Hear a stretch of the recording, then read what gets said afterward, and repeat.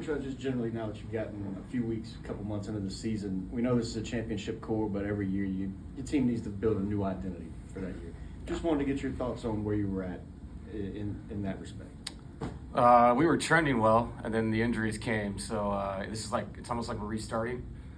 Different rotation, different starters. A guy that was kind of just outside the rotation is now starting. So it's a totally different kind of team. That's what the NBA season is. You have to reinvent yourself multiple times, usually, unless you're lucky with health. So, I've been really proud of the way the guys have played. They're focused and great no matter who's playing. But yeah, we're a work in progress still. We kind of hit our stride. We won the 7 in a row. Had another short streak there. And then, some unlucky things happened to us. So it's the way it is. As you talk about redefining the team on the backs of Chris Paul's retirement, you're working with two big men that kind of, go old school, harken back to that old game. Just what's it been like to work with those guys and how that, again, gives this team its identity? Yeah, just physicality. And I think our two big guys, obviously one of them is, one of the greatest players that's ever played. The other one is a really skilled, physical big guy in Jonas, and he's been so good for us. I've said this, in our market multiple times, not just the way he's played, because he's just a stat machine, per minute, points, rebounds. But his leadership, in the locker room and his overall attitude has been so good. So, yeah, it is more of an old school way. We post him up a lot. We look like a 1995 team sometimes, just calling turnouts and floppy punches and things that guys used to run all the time. But that's who we are. So when we have to go there, we do. But yeah, it's a blessing for me to have both those guys to go to throughout a game. Coach, you had Spencer Jones starting in the last game. Did he do enough to get another start tonight, or how do you judge that? Is it his play with the team? Is it his individual play? How do you work on that? Yeah, it's more just how everybody flows together than anything else. And I like having Tim and Bruce come off the bench. I think they bring punch on offensively and defensively, and obviously with Jonas.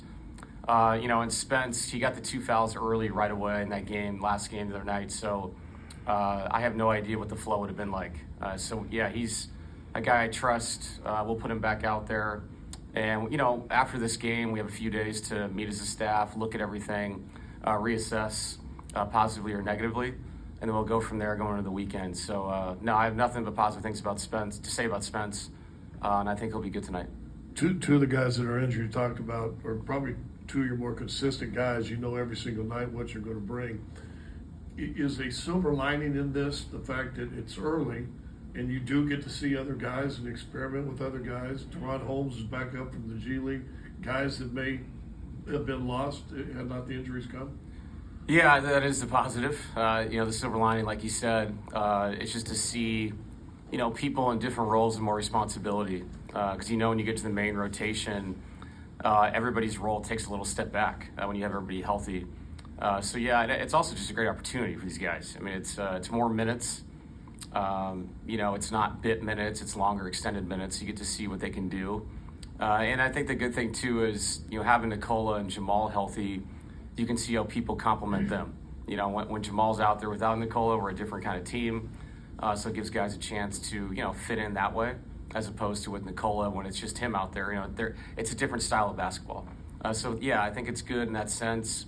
And we have to try different people throughout, the next couple of weeks, all the way up to January, with those guys out. And we have to find a good rhythm. And like I said, we're reinventing ourselves on the fly here. We have to win games. That's all that matters. And I'll play anybody to win a game.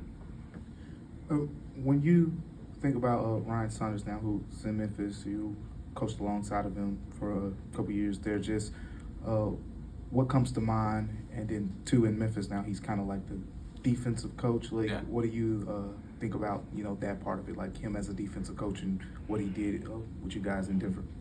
Yeah, Ryan is really consistent every day. Great work ethic, great person. What we did in Denver as a staff was obviously they'd never done before there.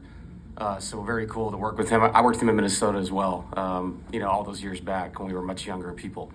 But no, Ryan's a great dude, a good partner to work with. I was running the offense when he was running the defense. And those relationships can be strained sometimes, and we didn't have that. We had a good complementary relationship. When one person wants to crash the glass, the other person wants everybody to get back. Those are conversations you have to have together. But Ryan's a friend. I'm glad he landed here. He'll help this team, this organization, just with his professionalism, and like I said, his consistency. Hey, Coach, when you play a team like Memphis with musical chairs with all the injuries and not knowing who you're playing for, how you prepare for a game like that? Yeah, I mean, that's why we have scouts. That's why we, deep dive into people, when they played last year, guys that played in the G League. Like, you take a deep look at people. And I think we've gotten a good sample size because of their injuries. Guys have now played extended minutes, put the ball's been in their hands maybe when it wasn't before, when Ja was playing more consistently. And totally off topic, I get to watch my boy KCP on tape, which I love KCP. Miss him in Denver. Great personality, great person. His kids, his family, we miss them. His kids used to run our family room, so I miss Pope. I was wondering with Zach Edey back and the size factor that Yeah, he's he big. brings, what he is big. How does that affect your plan at all, or what do you tell your guys about a 7'6" guy in there? Yeah, I mean, we have to have multiple bodies, keep him off the offensive glass. He's a really skilled player for his size, very impressive. I think it says a lot about him coming from college and some of the doubters. Can he get up and down? Can he play at this level with the speed of the game? And he really has found a way to do it. He's a load down there. They can match, and with him playing, they can match up differently. That he's so big inside, they can play different kinds of defenses. He creates a challenge for us. But like I said, I think the offensive rebound is the biggest thing for me. It's just when you rotate and fly around and your big guy leaves his body, somebody else has responsibility to go find him and keep him off the glass, and that usually means more than one human being. Cool. Thank you, Coach. Yep, thanks guys. Sure.